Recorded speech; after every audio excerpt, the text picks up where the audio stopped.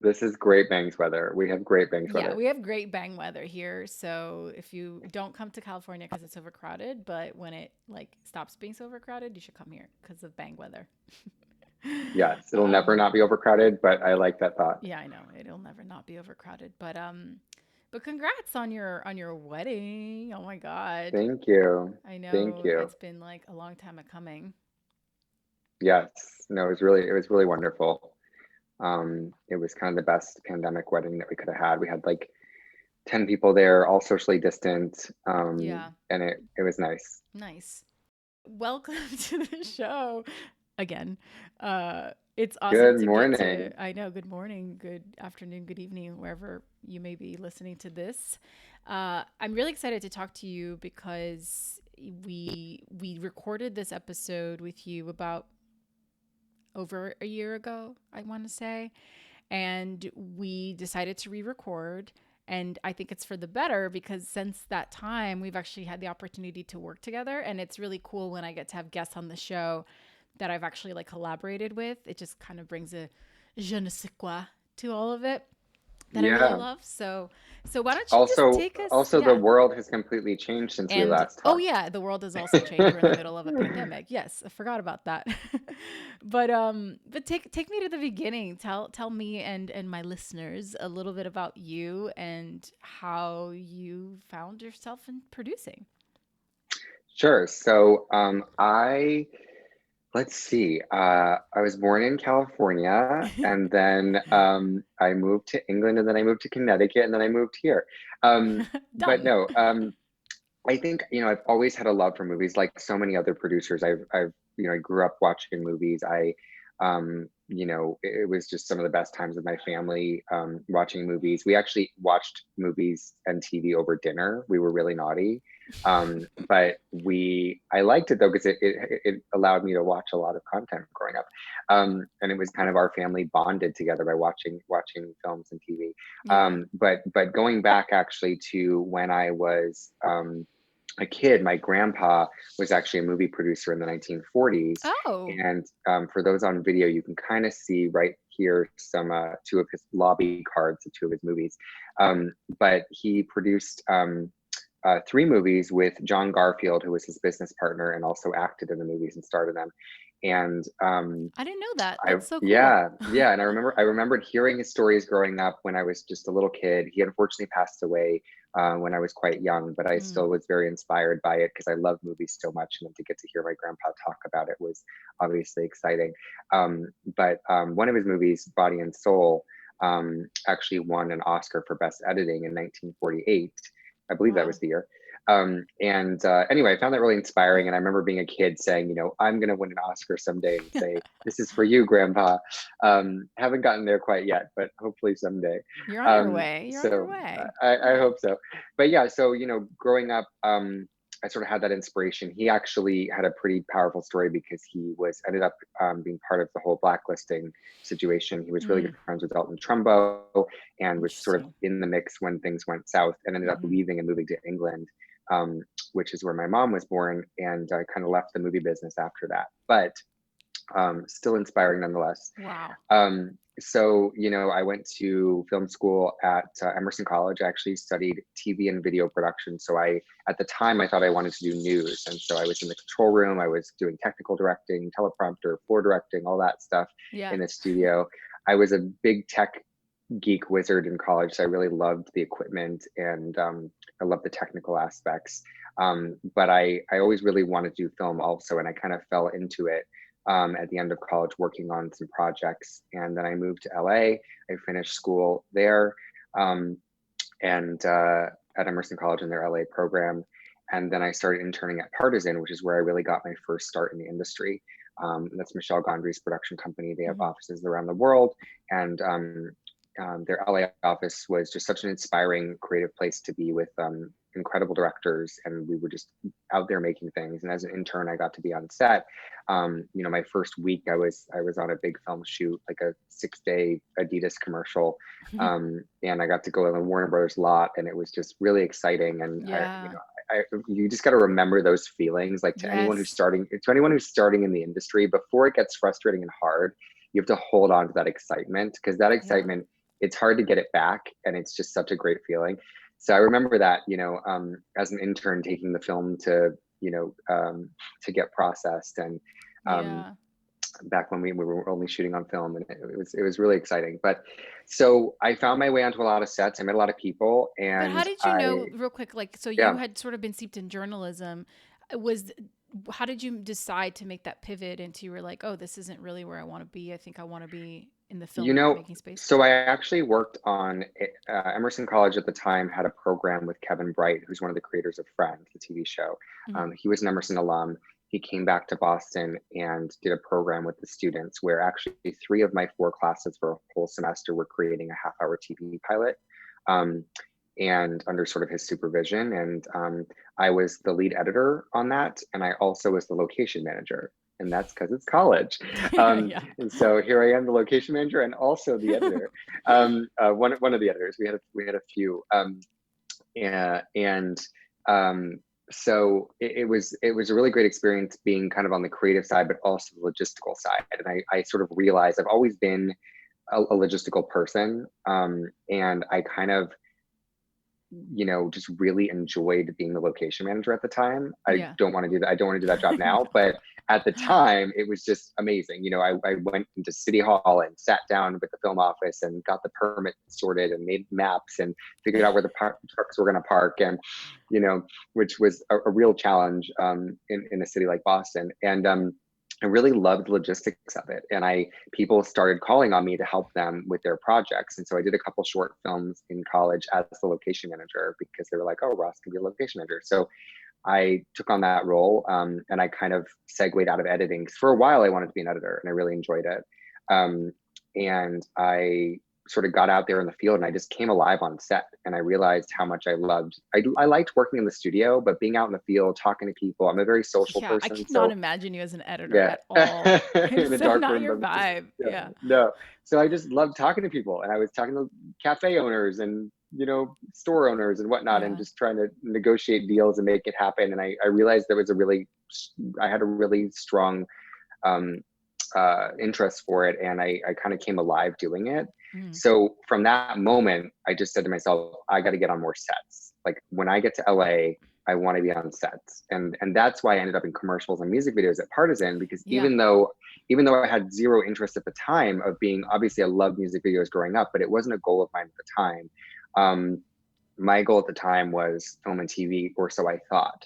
Just coming out of Boston, coming to LA, I thought I wanted to just go straight into film and TV. So I looked at Mhm. internships at big studios and big production companies, and I took those interviews and realized, okay, if I take this job, I'm going to be doing script coverage in a room by myself, and that's all I'm really going to get to do. I really want to be on set. So I found this opportunity at Partizan. I realized commercials and music videos, that's how you get on set. And of course, I've loved music videos growing up, and commercials are always really creative. Not always, but some can be really creative You and get fun lucky. Yeah. and interesting, especially at a company like Partizan. Their work is really inventive and creative. And so Yeah. I saw their work and I was like, this is where I want to be. So that's kind of how I ended up there. And like I said before, it was such a creative environment for me at the time, and just sort of I soaked it all in. If you were Mhm. a production manager filing stuff, I'd come up to you and say, hey, what are you doing? What's that for? Why are you doing that? Oh, Yeah. okay. How do things get paid for? What does accounting do? Like I really just wanted to learn it all. Yeah. Um, and a big tip for you also, become friends with accounting, because they process every dollar of every project, That and they is great work advice. really hard, and you need to know accounting first and foremost to be a producer. But anyway, so that's sort of how I found my way into it. Yeah. And so then from Partisan, there's always this conversation of like, you get in, you get your foot in the door, and maybe it's not like the exact room you want to be in, right? But it's a Right. step or an avenue to get there. And you sort of knew you didn't want to be stuck doing commercials and music videos for as incredible as they were, and the experiences that you were able to get. Like, how were you able to transition and make that pivot into stepping away from that into more of the space that you're in now? Well, I think it is really hard, Yeah. and you have to be intentional. And I think Yeah. what's challenging about this industry, especially if you're freelance, as I'm sure you know, is that um, you need to work first and foremost, right? And so you end up following the work. And I think when you find yourself in a community, if that community is a commercial community, that's the work that's going to come out, and so you have to be intentional about making the choice to step away and do something different, Yeah. because the easier path is to stay with what you know. So for me, at my first producing job professionally was producing a music video for Block Party with Hiro Mirai, who's an incredible director. And I knew from the moment I started working with him, he's just so creative and talented, and he could do visual effects and animation and drawing and directing and editing and kind of do everything. And I was so inspired by that, and that was kind of how I saw myself as a producer, which is sort of like, I was doing craft service, and then I was driving a truck, and then I was doing purchase orders and all the different things, and so I did that. And I also was a production manager on a music video with David Gelb, who I later came to work with at his company, and co-produced this movie. There's a poster right behind me for A Faster Horse. And so I guess what I mean by this is, like, it's important to stick with people that you like working with. It's important to stick with people that you get along with and do good work together. So I think, from the work I was doing early on producing, that led me to more opportunities. And those opportunities led me to meet people, led to connections. And I sort of, started to create that spider web of, building my network into the industry. And that's ultimately how I found the opportunities outside of commercials and music videos, was through the people I had met doing commercials and music videos. So I got an opportunity. I had been producing at Partizan for about 4 years at the time. And I had gone from, a $2,000 music video to a $200,000 music video over that period, in terms of what I was working on. And I felt like I was having some really great growth. I was getting incredible experience. And I got this opportunity to work at David Gelb's production company, called City Room Creative at the time. It was a successful trailer house. They wanted to open a production division, and I had worked with the co-founders on other projects in the music video space. And it was through that connection that they brought me in under their wing and said, we want to bring Ross in as a producer for our company and start building projects. And so that they had partnered with Kevin Iwashina and Ross Dinnerstein, who's my current boss, as well as Matt Weaver, who were all partners in that company. And they had all this wealth of experience in film and TV that was so exciting to me to sort of just learn from them and be around them and kind of get to know more about that part of it, that part of the industry. The other thing I had done is, while I was at Partizan, I got an opportunity to co-produce a film called California Solo, which is the other poster behind me here. And California Solo, like just a little dodge here. I was actually producing a music video for The Strokes in New York, and my roommate and best friend from college knew a producer, Minette Louie, who's an incredible independent film producer. I know Minette.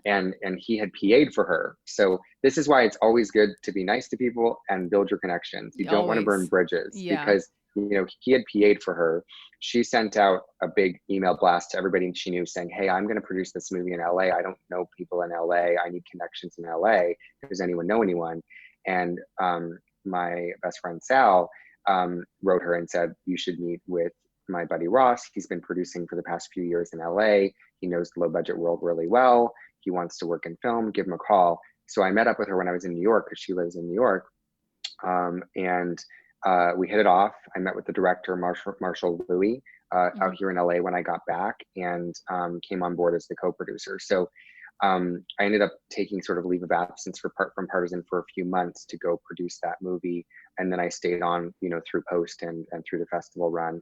That's awesome. They were able to work that out with you. That's really cool. It was really wonderful. And I have to say, like, my bosses at Partizan were so supportive, and they really became mentors for me in terms of, like, supporting my ambitions. And they also knew, like, I was working my butt off, and I was young and excited, and I was just willing to put in the work.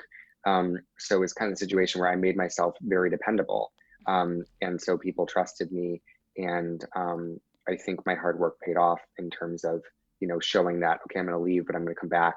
I found someone to replace me while I was gone, and still sort of stayed engaged. But yeah, so I got my taste of my first feature film from California Solo. Then I came back to Partizan, and that's when I realized, like, okay, I really want to do more films like that Mm, film. We went to Sundance in 2012 with it.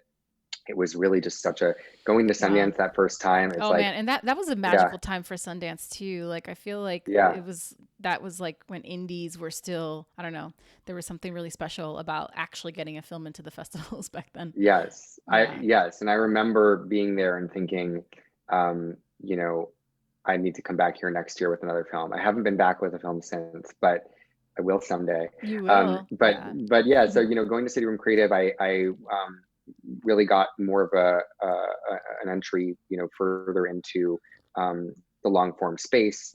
I ended up producing a documentary feature about the Ford Mustang called A Faster Horse, where I met White Horse Pictures, and they do great documentary features. Hmm. Um, and sort of learned more about the documentary world. And after that, I ended up going back into commercials.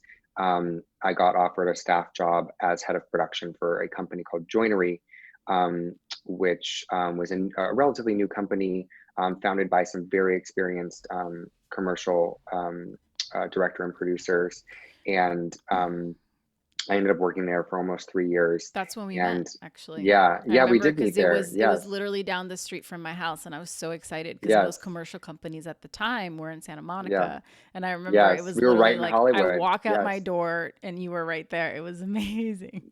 that But we office never was got, great. yeah, we never got to work together at that time at that We office didn't, though. Then but we actually first met through Brandon, Driscoll Lutpringer, who, when I was yeah. at City Room Creative. Well, Yeah, because of Girard Dreams of Sushi, which I'd love for you to yeah, touch on, because that yeah. era of my life was so instrumental because it's when I was putting together Autism in Love and I had no idea Mm, how to make a documentary. And actually, a friend of mine was Brandon's roommate, and she was like, well, my roommate edited this doc, Girard Dreams of Sushi. And I was like, what? I'd love to talk to him and like learn from him yeah. so I can put this thing together. And it's just so funny. Like, I always love the little, the way Yes, that the yes. dots connect. It just always gives me so much joy. But Well, yeah, what's so hard what's hard is you can't look forward and see those dots, but you can look backwards and see yes. them, and you can see, okay, so I tell people, you need to do good work, and you need to be dependable and reliable, and you need to, it's about doing good work as much as anything, but those connections will build as a result of doing good work. Yeah. And so it's like, if you are putting the work in and not expecting things to be handed to you, then you'll start building those connections because people will Yeah. recognize that. And then you can look back and see those great dots. Exactly. But But I think it's yeah, important too that, it's like we finally got our chance to work together last year, right? But like we met how yes, long ago and how many I years did we know. circle each other and how many missed I know. opportunities there were for all these reasons. And so I think it's Yeah, important to note that throughout all of that, we obviously had always had pleasant conversations and good interactions and we're always kind to each other and helped each other. sure. There was never this like, well, we couldn't work together on this job, screw that guy. Like there was never anything like that. And so it's just the way that our paths intersect in the business is just just so serendipitous. Like honestly, there's no rhyme or reason to when things intersect. And that's why no matter who you meet and what role they play in that moment, I think it's important to your point to really just be a good person, do good work, be true to your word and be dependable. Like you Yeah, said, I think just to echo all of that, is so, so true. And I speak from 100% experience of my own journey and how it's unfolded, so it's really cool. absolutely. Yeah. But so talk a little bit about Jiro because that was such a game changer of a doc, I think. So Really took things to yeah, the next level. so I did not personally work on Jiro. Okay. So I knew David Gell because I had worked on a music video with him. My first job out of college, actually going back, my first job was being hired by a producer named Charles Spano, who's a wonderful man. He hired me to be his PA on a music video that David Gell was directing. And it was one of those things where I started as a PA, and by the time that the job was done, I was the production manager. And I remember him asking me, I was scouting locations, I was dealing with the crew and like all this stuff I had not really done before, but I had been around it enough that I knew kind of what to do. And also when you're young, you just have this blind confidence, Yes. which is another thing to try to hold on to as you get older and realize things are a lot harder than you thought. But that Yeah. blind confidence, I was like, okay, I got it. I got this. I got that. We're doing it. And I remember when I did the call sheet and I turned to him, I said, what should I put myself down as? And he was like, oh, put yourself down as the production manager. And I was like, oh, I'm the production manager? Wow. Okay. So I ended up working with him for a while on a number of projects, and we sort of became this great team. We were very good yin and yang. He was very much an artist, and I was very much a logistical rule follower, and we kind of balanced each other really well.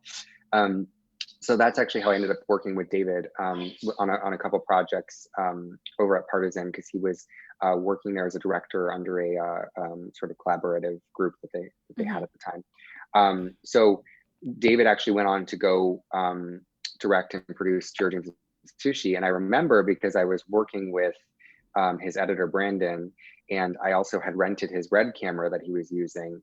And I remember calling him up or emailing him and saying, can I rent your Red camera? And I found out that he was in Japan doing the stock. And I was like, oh, now I need to find another Red camera. Um, and then he came back and made this incredible film, and I was so proud of him and Brandon for all the work they did. But Ross Dinnerstein was an executive producer on that film, who's my current boss at Campfire, and then Kevin Iwashino was a producer on the film, and I kind of ended up in that circle, in that family of people that had worked Yeah. on that film. And it was such an inspiring documentary, of course, as you know, and I think it really was a game changer for documentary. It sort of created this elevated genre Hmm. of beautiful cinematography and incredible storytelling, and I think the sort of takeaway and learnings from the work ethic of Jiro is Yeah. also something that inspired a lot of people and a lot of companies. So we kind of took that, uh, we took those learnings from that film into City Room Creative, and we tried to sort of uphold ourselves to, the lessons learned from Jiro and from that film. Um, but yeah, so So then City Room Creative. And then yeah, where do you go next after that? That's when you went to joinery. Joinery. And Yeah, then you so were I there, did. yeah. Yeah, so I co-produced this film, A Faster Horse, about the Ford Mustang. It's on Netflix. Check it out. Okay. And it was a great experience. It was a big film. It was a 2-year project. And coming out of that, I realized, I wanted to, figure out kind of what the next thing would be. And we sort of decided to wind down production at City Room and focus on creative editorial there. And I realized I wanted to get back out and figure out what my next move would be. And David was going on creating Chef's Table and incredible projects, and everybody was kind of doing their thing. So I ended up meeting with Joinery and feeling like it was such a great fit to kind of try another thing, which would be to be head of production, take my production experience, having done commercials, music videos, documentary, branded content, all this variety of work, and then take that to this new commercial company where it was just 3 of us at the time, sort of leading it, Mm. and we we sort of built a great slate there of work, and yeah, so I kind of just wanted to try the next challenge.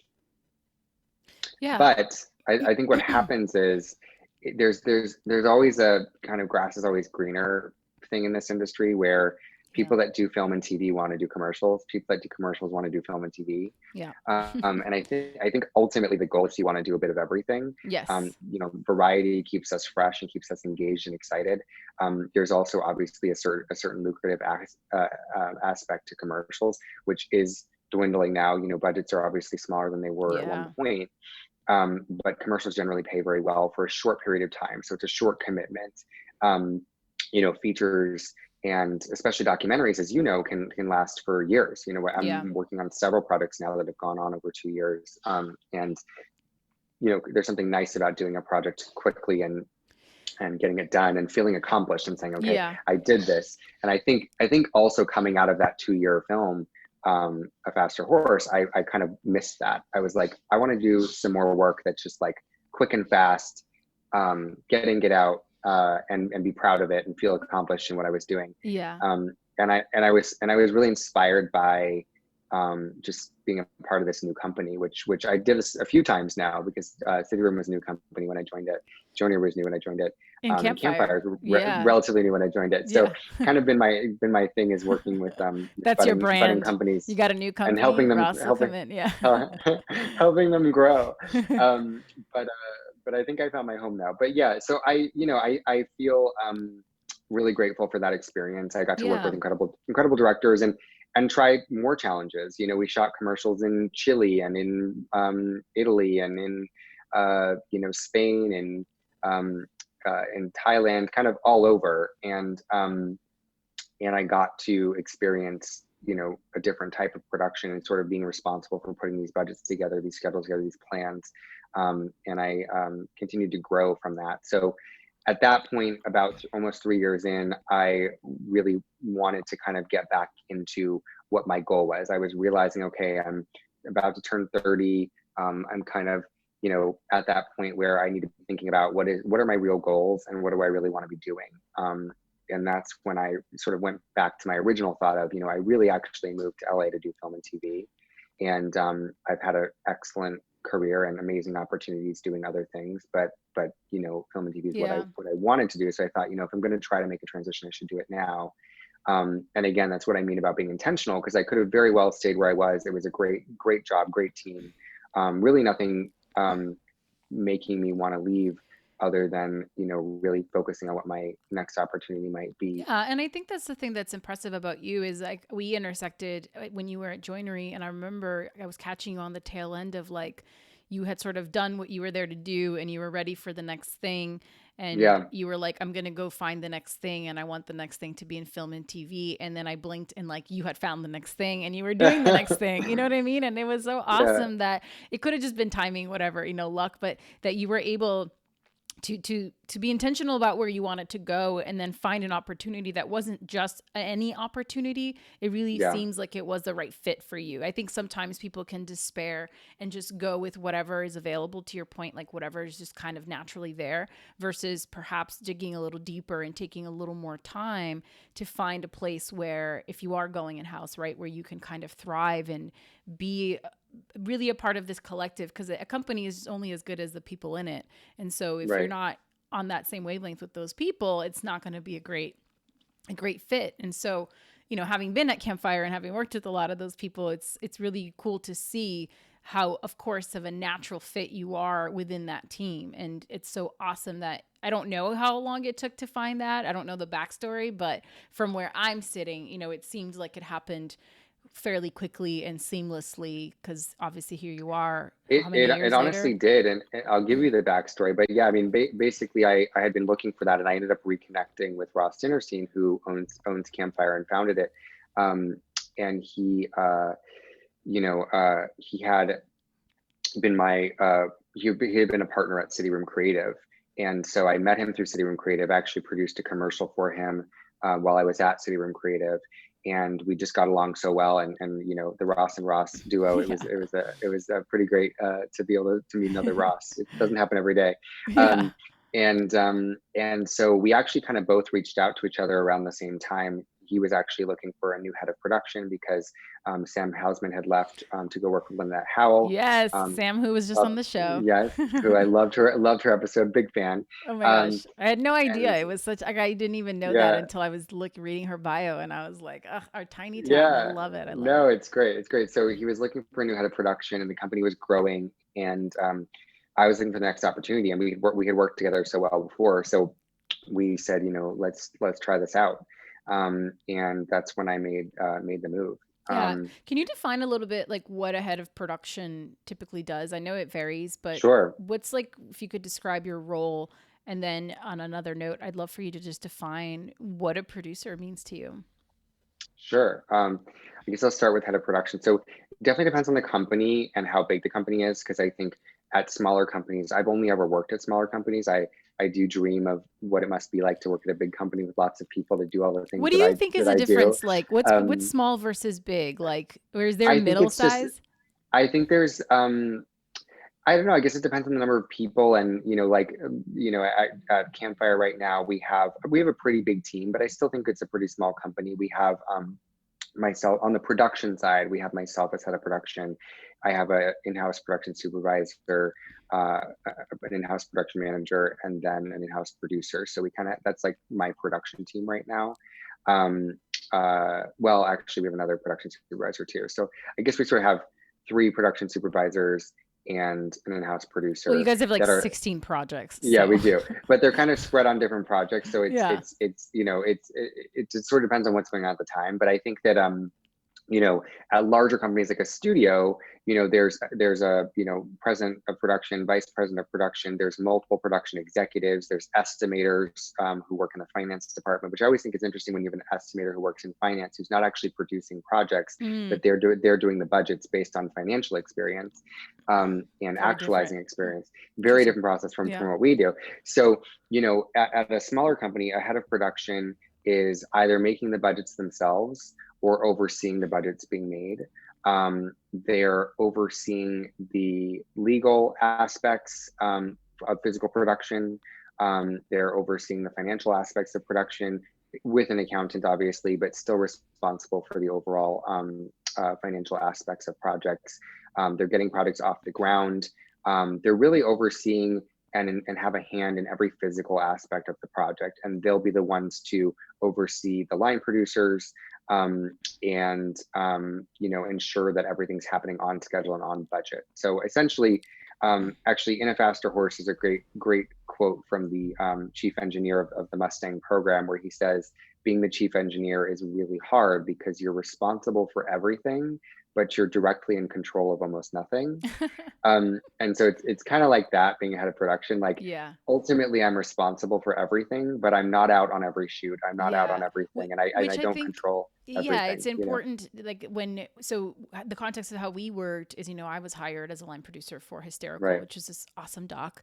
And so there's so much trust that when you are head of production that you have to put onto the people that are sort of Yes. running the day to day of these teams to do it, hopefully the way you would do it. Right. And the fact that you have come up doing that kind of work means you know what is required, you know what it takes. So even though you're not involved in the day-to-day, you're on the macro. But if something, shit hits the fan and you need to roll up your sleeves, like, you absolutely can and step in and support. Right. But the idea is that you have so many different things that you can bring people on that you trust. And to your point earlier, it's like there's a lot of responsibility, but it's a two-way street, right? Like, if I do a good job, I make you look good, and you don't have to stress so much about this one project because I've got all of these things under control, and you can put some of that energy towards the 16, 15 other projects that you have. And it's a win-win versus, like, if I were to work, and I have worked with heads of productions who did not come up with that level of physical production experience, and they don't really have the support to offer. They're more of like it is a managerial role, but they don't have that support if shit gets crazy.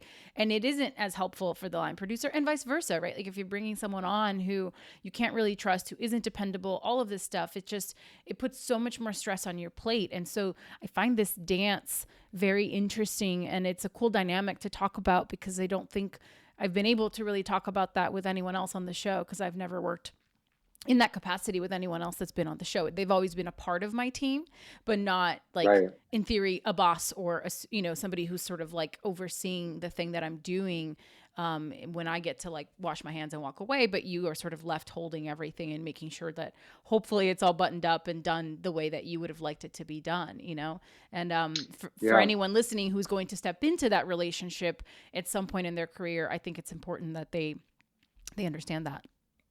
Well, I think you said it before, where you're only as strong as your team, and I think I'm here to provide support and guidance, and ultimately be responsible for the production.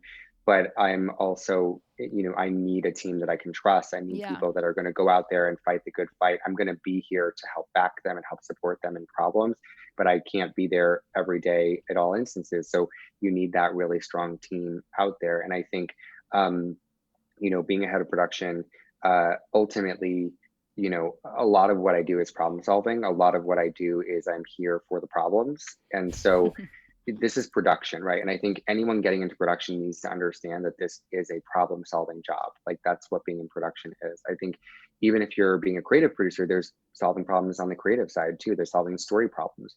There's going to be a lot of problems. There's obviously going to be a lot of victories, a lot of wonderful things that happen, but there's going to be a lot of problems along the way. So if you are easily bothered by stress and problems and having to solve things, it's not the Get right out job for now. you. Get out Get now. out now, go do something else, save yourself. Because it is very hard, and it is stressful. And I've certainly had my moments of like total meltdown where it's just really, really hard. How do you But I get think through those moments?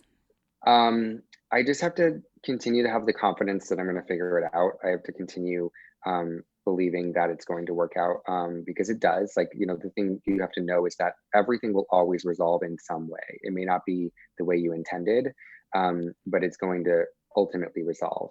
And that's just the way life is. So there's going to be some sort of outcome. And I think controlling that outcome to the best of your ability is important. I think also, having what's that quote? The strength to know what you can control and what you can't control, Oh yeah. and the The wisdom to wisdom, the know, courage to know the yeah, difference. the difference. That's, we're That, butchering it, but yeah. yeah, yes, that's very badly said, but it's something like that. And that really is kind of a lot of what this job entails. It's like, okay, here's the actual things that I can control. Here's the things I can't control. Um, how can I manipulate this situation with what I can Yeah. control? Well, it's constant But stress, right? Yeah, go ahead. yeah. No, I was just gonna say, but I think ultimately being a head of production, like, we're here as the backing, like, we're here to help solve those problems. When a producer comes to me and says, every day someone's calling me and saying, "This is what happened. What do I do? This is something I'm trying to figure out for next week. This is what, whether it's legal, financial, logistical, equipment based. There's always something, Yeah. and I think it's because we're in a field where there's so many moving pieces, there's so many parts, and that's also the beauty of it. Is like you're kind of you're having to put all this together. It's a great big complicated puzzle, and I think that's actually what I enjoy the most about it. But that is the hardest aspect of it Yeah, too. it's like the double-edged sword, right? So Yeah. you know, how do you manage the stress of it? How do you practice self-care to sort of fill your own well so that you can show up in your professional life and be such a support system for all of these people who need you to help them problem solve all the time? It's a tremendous responsibility and you do it very well. So like Thank you. how do you find how do you do that? Short question. Well, I'm still working on the self-care part. That's a journey, and Yeah. you've definitely taken notice of that, and been we've had some nice conversations about it. Yeah. And I think some of my coworkers are nice about that too, to say, you know what, you need to take care of yourself. But I think, in terms of supporting people, what I've always done is, I've tried to be, setting an example by working hard myself, obviously, and sort of letting people know that, like, if they need to call me at midnight, I'm unfortunately going to pick up the phone and I'm going to be there for them. Yeah. And so not great for my personal life, but great for my work, is that I've been dedicated and I've been Yeah. there to make people know that, like, I'm going to back them. I think that makes people work harder and makes people feel more confident about what they're doing. Um, I have worked with, in the past, I've been told by executives, look, you've got a line producer, put it on them. They need to figure it out. And I've never worked that way, because line producers that come onto projects that I'm overseeing are freelance, right? They're coming in, we're hiring them to do a job, they're doing the job, and then at the end of the day, they're going to leave. And like you said, when they leave, it's going to be in my lap. And if the job didn't go well, I'm going to be the one dealing with it. So I have, tried to put things to line producers to say, okay, let me know your solution, but I'm never going to set someone up to fail. And I've been put in that situation in the past where someone doesn't put something in the budget and they just say, well, figure it out. And it's like, I don't want to ever do that to somebody, because it puts them in a position where they're already sort of set up to have problems. So I'm very hands-on in the work I do. I think my personal life would be better if I was less hands-on. Um, Yeah. but I Yeah, I'm but I sure. also feel for the people that I'm hiring, and I want them to succeed. Yeah. So, because I feel like if they succeed, then I'm also succeeding. So I think what I'll do is, I'll start a project very closely working with the line producers that I hire, and then I'll sort of, back away a bit after the first shoot or two, when I know that we've got a rhythm, we've got things set up, we know how things are running, and then I'm there to help, along the way. And I'll sort of, check in for each shoot to say, okay, where are we with each sort of aspect of the shoot? Let's do a run through, let's talk it through. And I think that it helps people do really good work, just knowing that I'm, involved. Yeah. Because people tell me a lot, they've worked with other heads of productions and executives that just put it all on the line producer and say, good Yeah. luck, give me your Well, and actuals. it's and also like the nuances of Yeah, how Campfire wants things done. There's every company has a very specific way of doing things, and it's similar right, blueprints ish, but you're building different houses, right? And so I think right. having someone who's like, no, you may have done it this way over there, but this is actually how we do it here. And it can be something small and insignificant, but can add up to something big down the line. And having someone who is super involved and kind of can speak to all of the nuances of that. And like you said, support a freelancer who's coming in, who doesn't know the full story, who hasn't been living and breathing with Right. whatever the thing is like you said, it's setting them up, which then sets you up for success, hopefully. And you can't control the outcome, but you can only do so much every step of the way, hoping that you're all headed to the same direction, Yeah. Yeah, for sure. And I also think that we're all learning. I think that's important to say, is that we're all learning. Like, obviously I have the experiences that I've had, but there's tons of experiences I haven't had. There's, all sorts of things that I've learned on every job. Because no, like you said, it's a similar scope, but well, it's a similar goal, but it's different blueprints, like you said, which is Yeah. a good way to look at it. Because especially with commercials, I think one of the good, going back to commercials, one of the great things about commercials for any director or producer is, because they're short and because they're all so different, you're learning so many things. Like in my first few years doing commercials and music videos, I learned animation, I learned special effects, I learned visual Yeah. effects, I learned, simple stuff. I learned comedy. I learned, we had to permit for a Pergo commercial. I had to figure out getting an elephant on the Venice boardwalk to do a magic trick on a stage built out of Pergo flooring, Oh my God. and like, dealing with Commercials are that. I mean, crazy. Yeah. yeah, it's like you come out of them learning so many different things, Yeah. but there's always learning. And Yeah. the bigger the project, it doesn't make it any easier. More money doesn't make it easier. It's sure, it makes it more possible to hire people and have all the different resources, but generally you're not going to have more money without a larger scope. So if you had a small scope and lots of money, sure, it'd be easier, but when the Right. money goes up, the scope goes up. That's right. So it's always sort of that same level of difficulty on any project. And I think you're always learning. So I learn from the people that I hire just as much as they might learn something from me. And I think that that's really important too. So I always say to my teams, give us feedback too, give me feedback. Yeah. And I always tell people, if you think I'm telling you to do something redundant, I know you don't have time for redundancy, so tell me it's redundant, because I Yeah. don't know. Like, sometimes I'll say I want it filed this way and that way, and someone might say, Yeah. well, you know what? Why don't I just do it this way? And I'll say, okay, Great. that's actually a good Yeah. idea. Yeah. So I certainly try to be as collaborative as I can be, because Yeah. I don't have all the answers. I know what I know, and I'm also looking to collaborate with people I as think well. that's so important. And I'm so grateful to you for saying that, because I think I can speak for myself, climbing in the industry, you sort of think that people who are in certain positions always have the answers, or you get to a certain place and it's like, oh my gosh, and you're sort of always the person like running on the treadmill to figure things out. But I think it's important to have the humility and the transparency to say, like, no, like you said, there's breadths of knowledge and experiences we come with, but there's so much that is going to have to be figured out, because every project has unique challenges that you just could never Yeah, foresee. It will always be the one thing you never prepared for. That's going to be the thing that blows up in your face. But so much of this show, I think, for me, is about reminding people that all of that stuff can get figured out. But the ultimate question is, who are you going to be, and how are you going to show up in those moments of challenges and difficulties in your life, in your career, within a team as you're growing? And so to have that, sort of place of, we can all come together and be honest about, like, actually, no, I don't know. I've never done this, as opposed to this idea of like fake it till you make it, which I think sends the wrong right, message.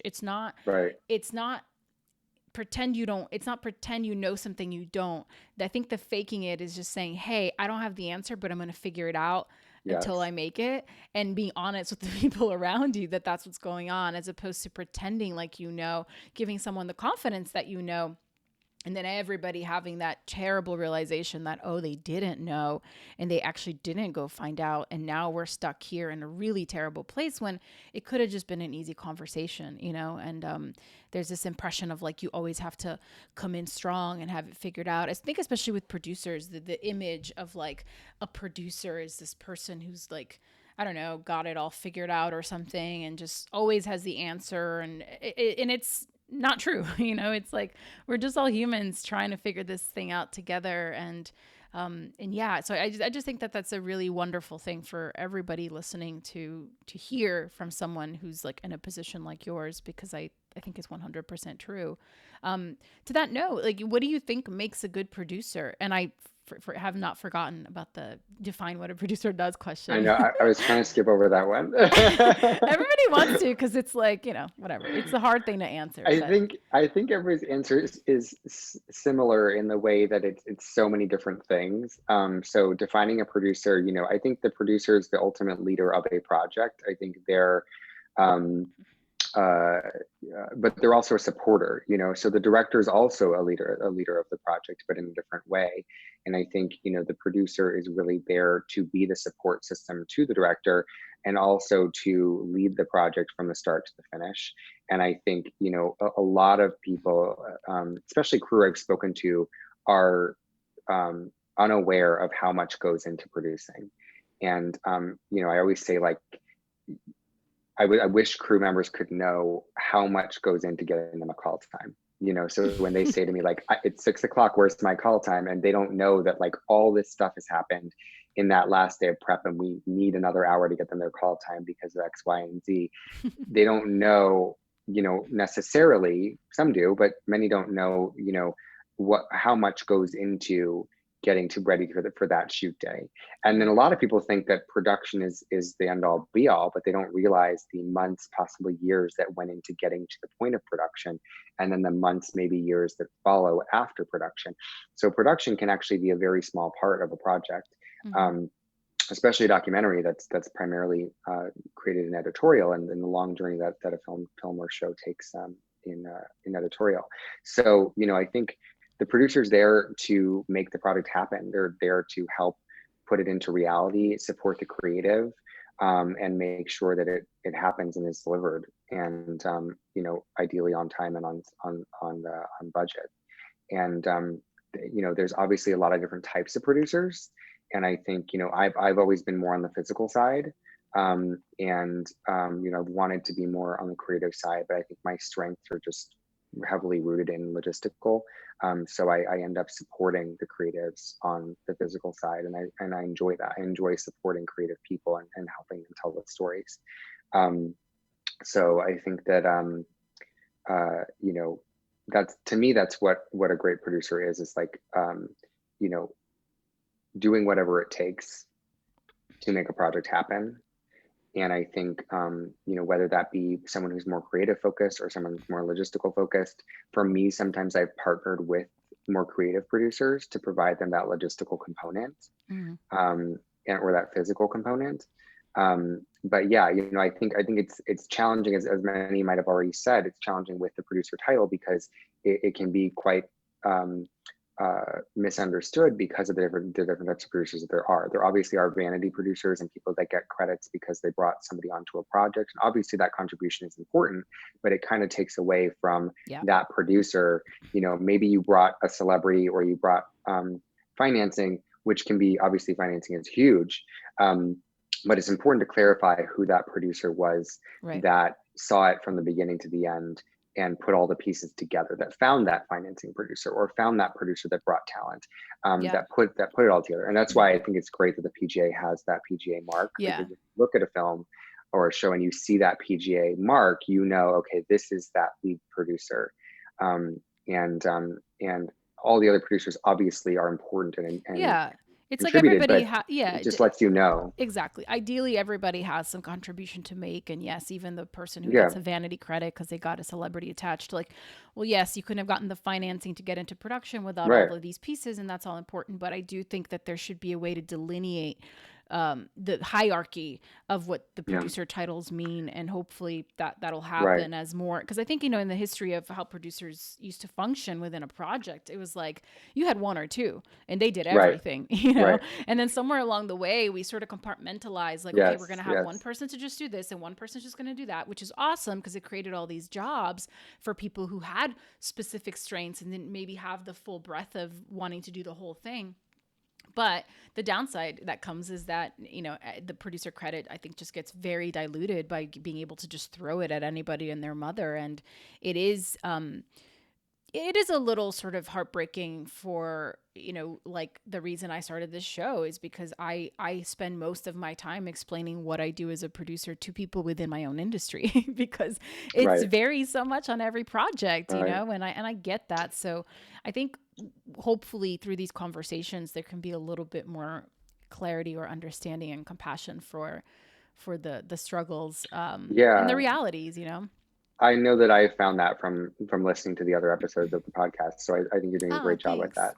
But Thanks. it's funny you say that because I know if you look at my grandfather's movies, Bob Roberts, he's the producer, and you see the credits, it's just produced by Bob Roberts. Yeah, There's no just one other person. producer. It's super Um, clear. Yeah. and in film, the executives have always been the financial people, and that Mhm. makes sense. You say, okay, these are the executive producers they financed. Yep. Here's the producer, the person that put it together and was day to day, Mhm. and here's everybody else. And I think it does get sort of diluted or confused when you have a lot of different titles. And I think and then in commercials, as I know other guests on the show have mentioned, it's different there as well Yeah. because your producer that's working with the director is also the line producer. You don't typically have a producer and a line producer. Right. It's the same So that person. person's sort of taking that on. But the creative is coming from the agency. So it's kind of a different dynamic than when you're doing Yeah. a film or TV And show. then television is a whole nother animal where it's really Yes, a writer's totally medium. different. So executive producers are Yes, actually just writers, not yes, just, but they're writers. And typically they don't come from that physical side. They learn the right, creative side of producing, and you still have the physical team. Your UPM is sort of right. like the queen or king of that experience from what But we do kind of level. right, Yeah. yeah, the creatives are take executive producer credits on TV. So that confuses a lot of people when they're first learning the difference between TV Yeah. and film. It's just, on film, executive producer would be financial most likely, whereas on TV, executive producer would be creative. Yeah. Yeah, Yeah, absolutely. But so switching gears to, so now you Campfire, so many years, special, Emmy nominated, second season, yeah, all of this cool stuff. And, I feel very fortunate that I got to work with you guys sort of early on in the first like 10 years of the company, because I think you guys are up to some really incredible stuff. thank you. So, talk a little bit about that experience, and then just, what you guys are up to now, like how COVID has, it's a lot of questions in one, but how COVID has, with all the projects you guys have going on, being sort of mostly like a doc company who's now branching out into some other type of material, like Yeah. how everything is going in this crazy So the time. so the so the company, again, founded by Ross Dinnerstein. He comes from narrative primarily, Mm-hmm. and then worked on George into Sushi. Got into documentary, made a great film called Silicon Cowboys, about the story of the compact computer, and then a movie about sleep paralysis called The Nightmare, and then kind of continued down the documentary path while also doing scripted. Mm-hmm. A lot of products in the genre space. If you haven't seen The Pact, you should absolutely see it. It's one of my favorite movies that he's done. It's just really Nice. scary. But anyway, I can't see The so Nightmare. I've heard it's really terrifying, so I don't know if I can handle that one. it's pretty scary. Yeah. But but yeah, so we sort of started in the narrative space, moved into documentary. But when I joined, we were in production on a 1 hour episode series called The Innocent Man, directed by Clay Tweel. That's available on Netflix. It's a really Which just great came show. out. That's crazy. Yeah, it's really great. And then we continued with other doc products. We have a lot of documentary products. So we sort of shifted focus to primarily doing documentary, Mm-hmm. although we have done some scripted still. We're trying to do a few scripted products a year and then primarily documentary other than the few scripted. So we have a thriller that came out last year called called Rattlesnake. That's a feature on Netflix. And then I have the fortunate experience of producing as you said, Emmy-nominated scripted series for Netflix and Yes. Warner Brothers called Special. First season was 8 episodes. Second season, it was in production halfway through. Once we had to shut down due to COVID-19 and the great pandemic of 2020. Oh my gosh. But it was really an amazing experience. I had not shot season 1. We shot in Austin, Texas. I had only been one time earlier that same year to go to South by, and so I hadn't to go see Sam's film, actually, Six Limbs. Oh, funny. But we shot season 1 in Austin. It was a great place to shoot. It's actually set in LA, but we shot it in Austin. It was just a more affordable place to shoot for the budget that we had. Locations are a lot more affordable than Los Angeles, Mm. and things are just generally more reasonable outside of LA, which is a bummer because you want to shoot in LA because it's right in our own backyard, but it can be very hard to shoot here. Season Yeah. 2, we are shooting in LA. It's been a great experience. Season 1 was really a labor of love. Season 2 is a labor of love too. It's a hard show to produce for the budget, but people really came together to tell this powerful story. I definitely recommend watching it if anybody here hasn't seen it, Yeah, special on I'll Netflix. definitely link a Um, trailer to the yeah, no, season. it's really great. So we found just such a great crew, both in Austin and now in Los Angeles. But we did have to shut down after shooting the first 4 episodes, and we're hopefully coming back in the next couple of months to production. But the past few months for me have been really hard because I'm pretty much working every day trying to navigate keeping all of our 16 projects going in their various stages while being in the pandemic. So for me, it's a lot of um, you know. Budgeting, it's a lot of legal, it's a lot of risk analysis, it's a lot of protocols. We're working with the unions on getting through protocols and getting things approved so we can shoot. We're doing a shoot next week in Los Angeles, and we're shooting right now in New York as we speak. It's been tricky to get things back together, but I'm optimistic about it. And we've worked really hard on putting safe protocols together. So I think, like anyone else who's trying to shoot right now during this pandemic, it's really about mitigating that risk Yeah. of exposure as much as possible and keeping the crew safe. Because Yes.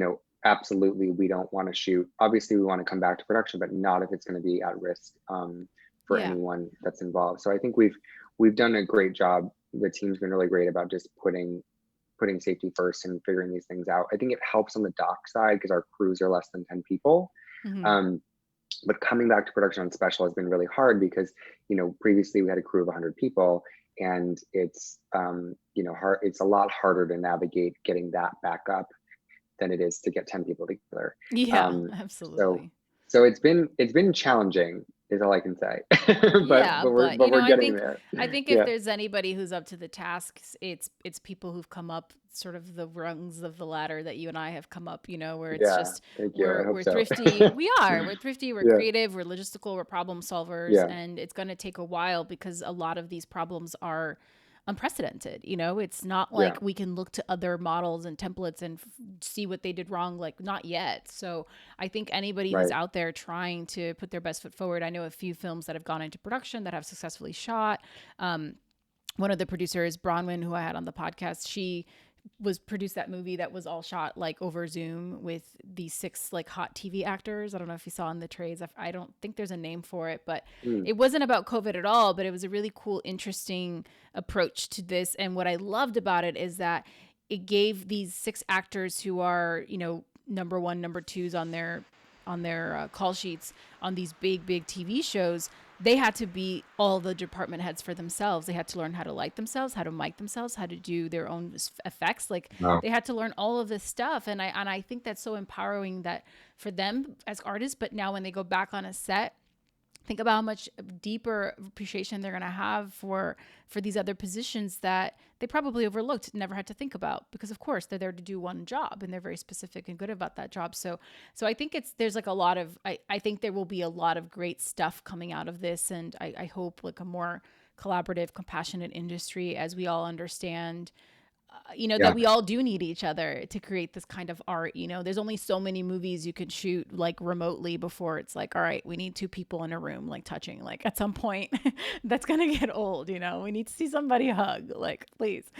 um Yeah. No, I agree. And I think there's been a lot of good to come out of it. And like you said, in terms of looking at what's necessary and looking yeah. at, kind of looking more at like how we work, even the Mhm. idea of having shorter shoot days to help people's immune systems be stronger. Like, Yes. shouldn't we have always done that? It's something, Yeah.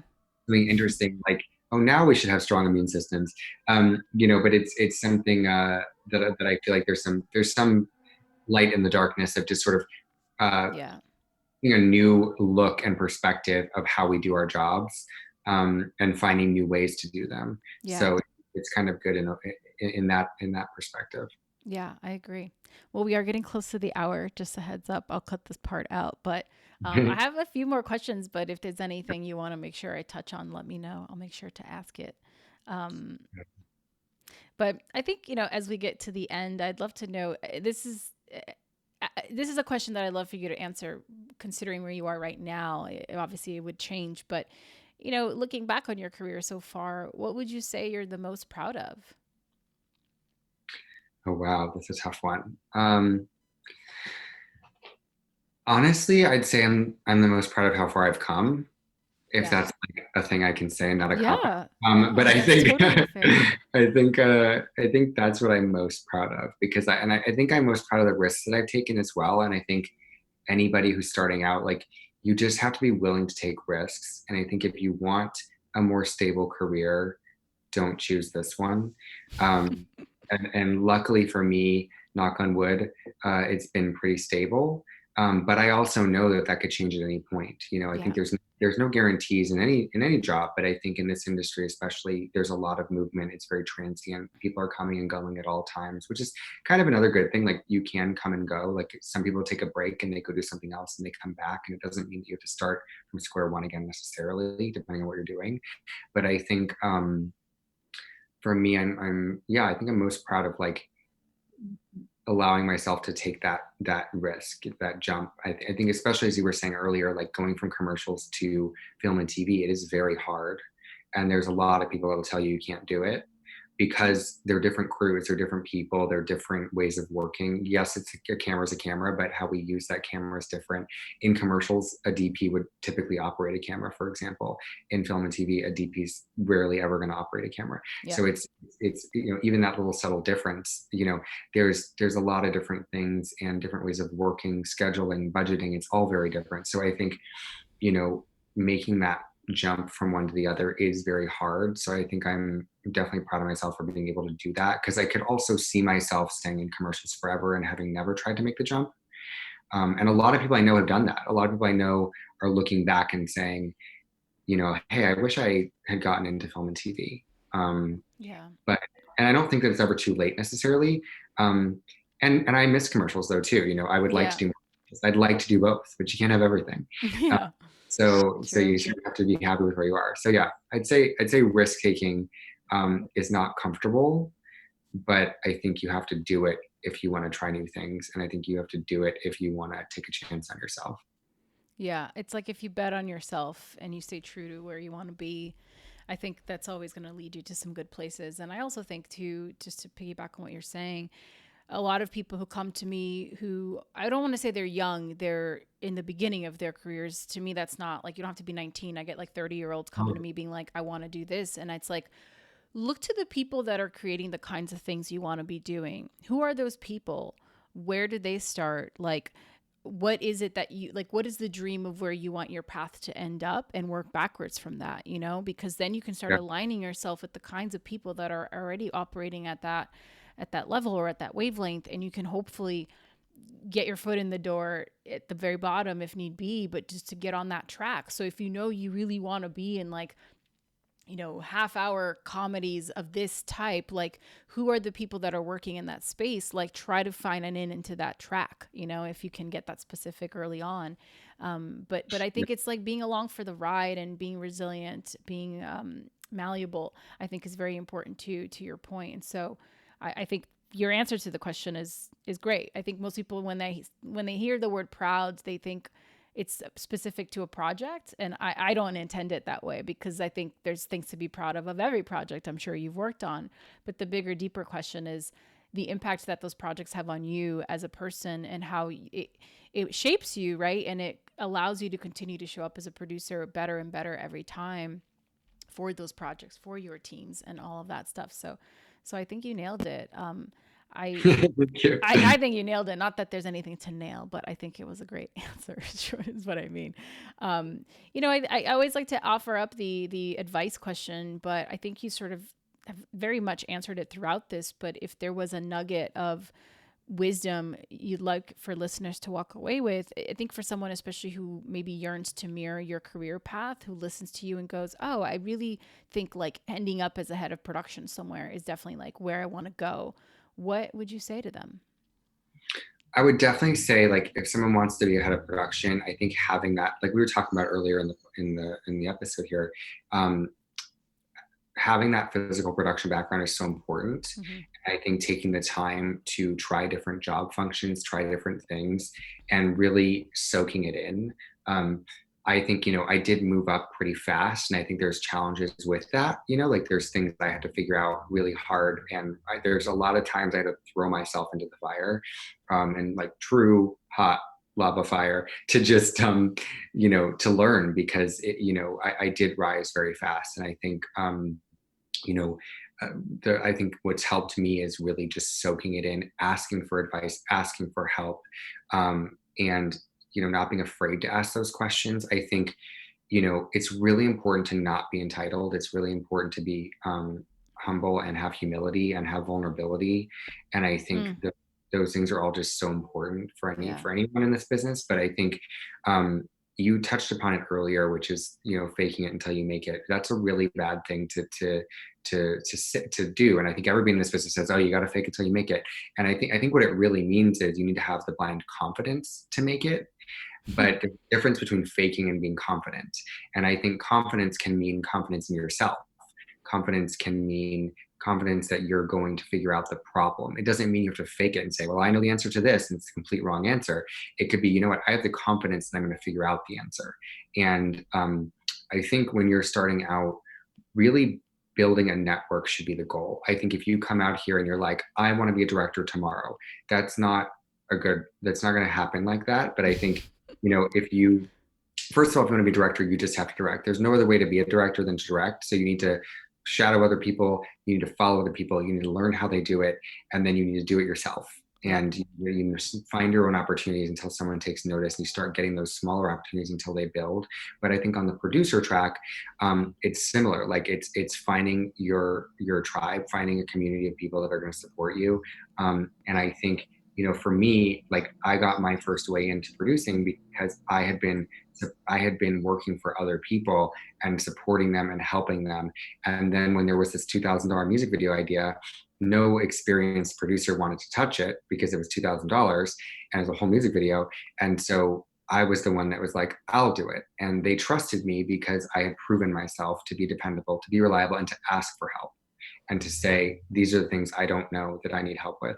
Exactly. And so I think that first experience would not have gone well if I just pretended I knew everything and just went away and like it came back bad. Like when I didn't know something, like it was a very visual effects heavy music video, and I had to ask about the visual effects, say, how are we going to do this? Talk to a visual effects company and say, hey guys, like how should we shoot this so that this is going to work? And the director was of course very knowledgeable in visual effects, which was really helpful.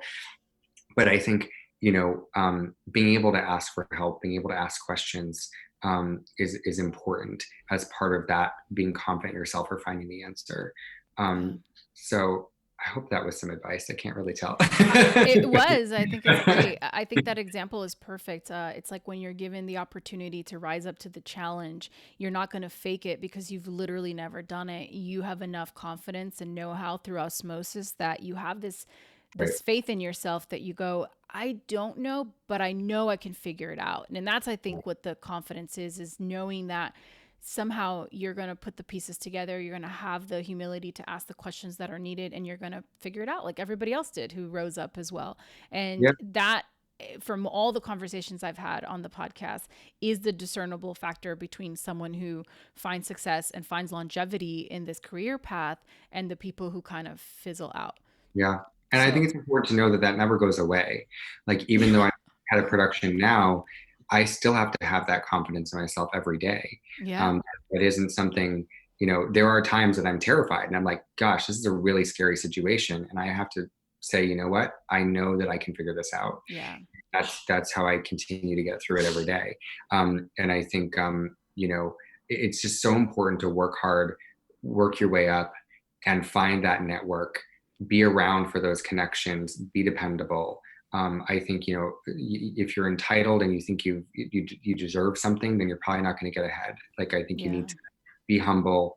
You need to find opportunities and let opportunities come to you, and be open. Say yes to a lot of things in the beginning, learn, grow, and then start, honing in on what you want to do. Yeah. Um, but I think when I look back at my journey, it's all been through the people I met along the way. It's all been through me helping people and people helping me.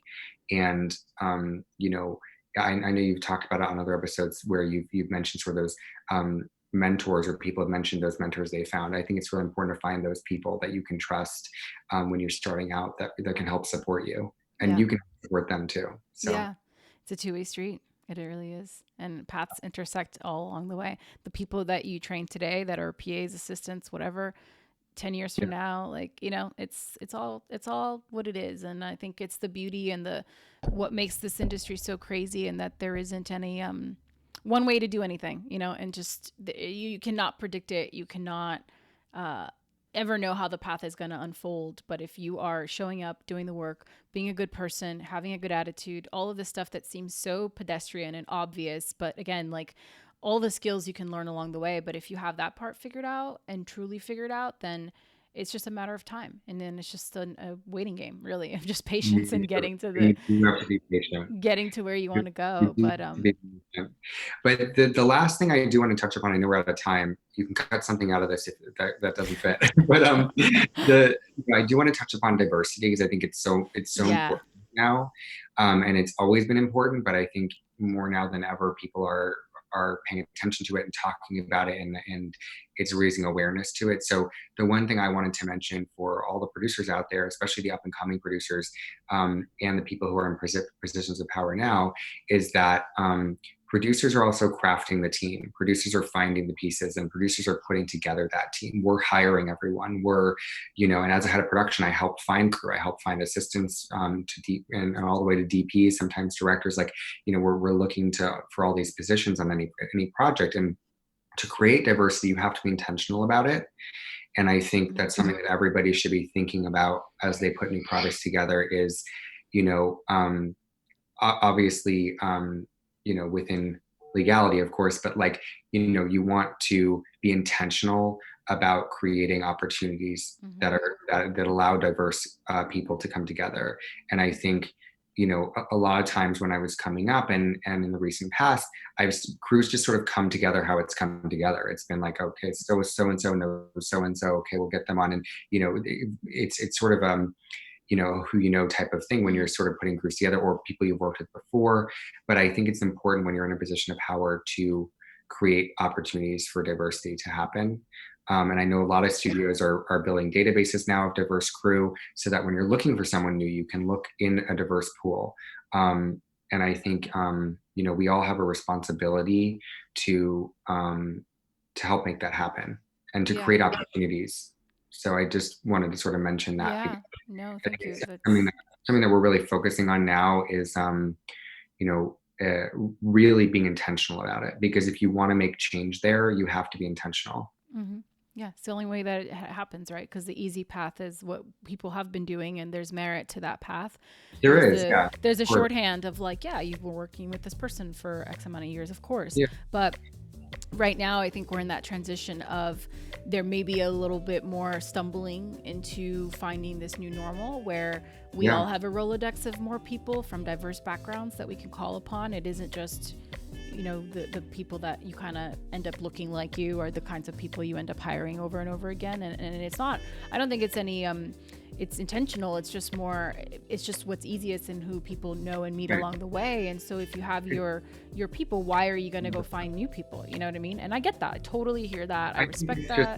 When you're looking to fill a new position, make sure you're considering a diverse array of resumes. I think that's important. Exactly. I think it's just making sure that when you get those resumes, it's a mix, and making sure you have a mix of people with different backgrounds, and whatever the diversity is, just making sure it's diverse. You don't want to think of resumes for all the same type of person. You want to be able to help give opportunities to people with different backgrounds than maybe yourself.